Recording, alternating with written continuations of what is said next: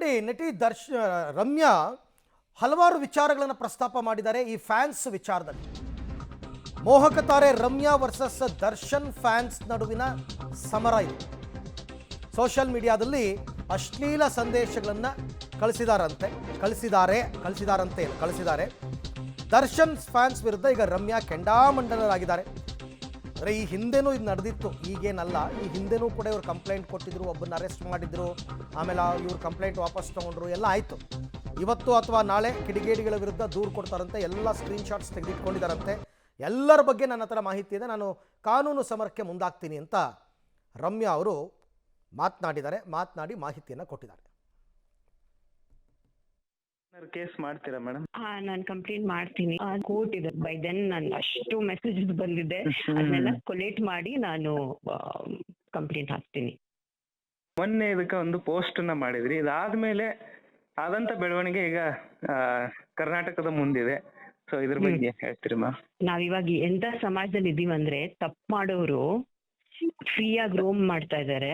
ಅವರು ಏನು ತಪ್ಪು ಮಾಡದೇ ಇರೋ ತರ ಅವರು ರೋಮ್ ಮಾಡ್ತಾ ಇದಾರೆ. ಬಟ್ ತಪ್ಪು ಮಾಡದೇ ಇರೋರು ಹೆದರ್ಕೊಂಡು ಸಮಾಜದಲ್ಲಿದ್ದಾರೆ. ಆ ತರ ಒಂದು ಸಂದರ್ಭ ಬಂದಿದೆ ಇವಾಗ ಈ ಫ್ಯಾನ್ಸ್ ಗಳೆಲ್ಲ, ಈಗ ಡಿ ಬಾಸ್ ಫ್ಯಾನ್ಸ್ ಎಲ್ಲ ನಂಗೆ ಮೆಸೇಜ್ ಮಾಡಿದ್ರಲ್ಲ, ಅವ್ರ ಮೆಸೇಜಸ್ಗೂ ರೇಣುಕಾ ಸ್ವಾಮಿ ಮೆಸೇಜ್ಗೂ ಏನ್ ವ್ಯತ್ಯಾಸ ಅಲ್ಲ. ಸೊ ಇವ್ರಿಗೆ ಸೌಜನ್ಯ ಕೇಸಲ್ಲಿ ನ್ಯಾಯ ಬೇಕಂತೆ. ಅದೆಂತ ಜೋಕ್ ಇವ್ರೇ ಹೆಣ್ಮಕ್ಳಿಗೆ ಈ ತರ ಮೆಸೇಜಸ್ ಕಳಿಸ್ತಾರಂದ್ರೆ, ನನಗ್ ಮಾತ್ರ ಅವರು ಬರೀ ಸುದೀಪ್ ಯಶ್ ಅಲ್ಲ, ಅವ್ರ ಹೆಂಡತಿ ಮಕ್ಳನ್ನು ಬಿಟ್ಟಿಲ್ಲ. ಚಿಕ್ಕ ಮಕ್ಳ ಬಗ್ಗೆ ಕೆಟ್ಟ ಪದಗಳು ಯೂಸ್ ಮಾಡಿದ್ದಾರೆ. ಅದ್ರ ಬಗ್ಗೆ ನಾನು 2 years ಬ್ಯಾಕೆ ಪೋಸ್ಟ್ ಮಾಡಿದ್ದೆ. ಇಂಥವ್ರಿಂದಾನೇ ನಮ್ ಸಮಾಜ ಹಾಳಾಗ್ತಾ ಇರೋದು. ಇಂಥವ್ರಿಂದಾನೇ ಹೆಣ್ಮಕ್ಳ ಮೇಲೆ ಹ್ಯಾರಾಸ್ಮೆಂಟ್ ಆಗ್ಲಿ, ರೇಪ್ ಆಗ್ಲಿ, ಮರ್ಡರ್ಗಳು ಆಗ್ತಾ ಇರೋದು. ಇಷ್ಟೆಲ್ಲ ನಾವು ಸಮಾಜಕ್ಕೆ ಏನ್ ಮೆಸೇಜ್ ಕೊಡ್ತಾ ಇದೀವಿ ಹೇಳಿ? ಇವಾಗ ನಾವ್ ನಿಂತ್ಕೊಂಡು ಹೆಣ್ಮಕ್ಳಿಗೋಸ್ಕರ ಒಂದ್ ಹೆಣ್ಣಾಗಿ ನಾನ್ ಮಾತಾಡದೆ ಹೋದ್ರೆ ಇನ್ಯಾರಪ್ಪ ಮಾತಾಡ್ತಾರೆ?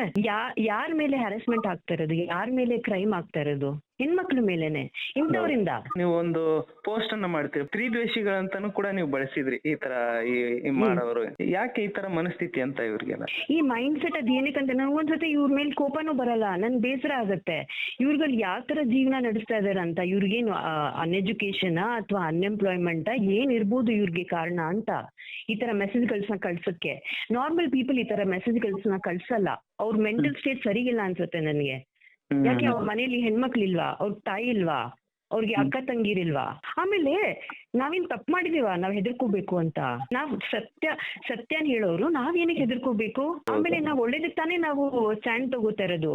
ಇವ್ರುಗಳು ಏನಕ್ಕೆ ಈ ತರ ಮೆಸೇಜ್ಗಳು ಕಳಿಸ್ಬೇಕು? ಇನ್ಫ್ಯಾಕ್ಟ್ ಅವ್ರು ಯೋಚನೆ ಮಾಡ್ಬೇಕು, ಯಾವ್ದು ಸರಿ ಯಾವ್ದು ತಪ್ಪು. ಈಗ ನಿಮ್ ಮನೆಯವ್ರಿಗೆ ಹಿಂಗಾದ್ರೆ ಅವ್ರಿಗೂ ಅನ್ಸ್ತಪ್ಪ, ಓ ಈ ಹೆಣ್ಮಗು ಸರಿಗಿಲ್ಲ ಅಂತ. ಅವರೇ ಕಾನೂನು ಅವ್ರ ಕೈಗೆ ತಗೊಂಡ್ರೆ ಯಾವ ತರ ಸಮಾಜ ಆಗತ್ತೆ ನೋಡಿ, ಯೋಚನೆ ಮಾಡಿ.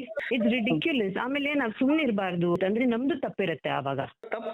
ಅನ್ನೋದನ್ನ ಹೇಳೋದಕ್ಕೆ ನಾವು ಯಾಕೆ ಭಯ ಪಟ್ಕೋಬೇಕು? ಕರೆಕ್ಟ್. ಆಮೇಲೆ ಇಂಡಸ್ಟ್ರಿದವರು ತುಂಬಾ ಜನ ನಂಗೆ ಮೆಸೇಜ್ ಮಾಡ್ತಾರೆ, ನಿಮ್ ಕರೇಜ್ ನ ಮೆಚ್ಕೋಬೇಕಂತ. ಬಟ್ ಅವ್ರು ಹೆದರ್ಕೋತಾರೆ ಹೇಳಕ್ಕೆ. ಬಿಕಾಸ್ ಈ ತರ ಟಾರ್ಗೆಟ್ ಆಗ್ತಾರೆ. ಈ ಫ್ಯಾನ್ಸ್ ಗಳು ಬಂದು ಎಲ್ಲೋದ್ರು ಇದ್ ಮಾಡೋದು, ಒಡೆದಾಡೋದು ಅದೆಲ್ಲ ಮಾಡಕ್ ಶುರು ಮಾಡ್ತಾರಲ್ಲ. ಸೊ ಯಾರು ಹೇಳಲ್ಲ. ಬಟ್ ಹಾಗಂತ ನಾವ್ ಹೆದರ್ಕೊಂಡಿರಕ್ಕಾಗತ್ತಾ? ಕೆಟ್ಟದಾಗಿ ಕಮೆಂಟ್ ಮಾಡಿದ್ರೆ ಅದನ್ನ ನೀವೆಲ್ಲ ಸ್ಟೋರಿಗೆಲ್ಲ ಹಾಕೊಂಡಿದೀರಾ. ಮುಂದೆ ನಿಮ್ಮ ಕಾನೂನು ಮಾಡ್ಬೇಕಾಗಿತ್ತಲ್ಲ, ಅವ್ರನ್ನೆಲ್ಲ ಮಾಡ್ಲೇಬೇಕು. ನಾನ್ ಮುಂಚೆನೂ ಆಕ್ಚುಲಿ ಕೇಸ್ ಫೈಲ್ ಮಾಡಿದ್ದೆ. ಇನ್ನು ಚಿಕ್ಕ ವಯಸ್ಸು, ಸರಿ ಅವ್ನ ಜೀವನ ಹಾಳಾಗತ್ತಂತ, ಸರಿ ನೀವ್ ಒಂದ್ ವಾರ್ನಿಂಗ್ ಕೊಟ್ಬಿಟ್ಟು ಬಿಟ್ಬಿಡಿ ಅಂತ ನಾನು ಹೇಳಿದ್ದೆ.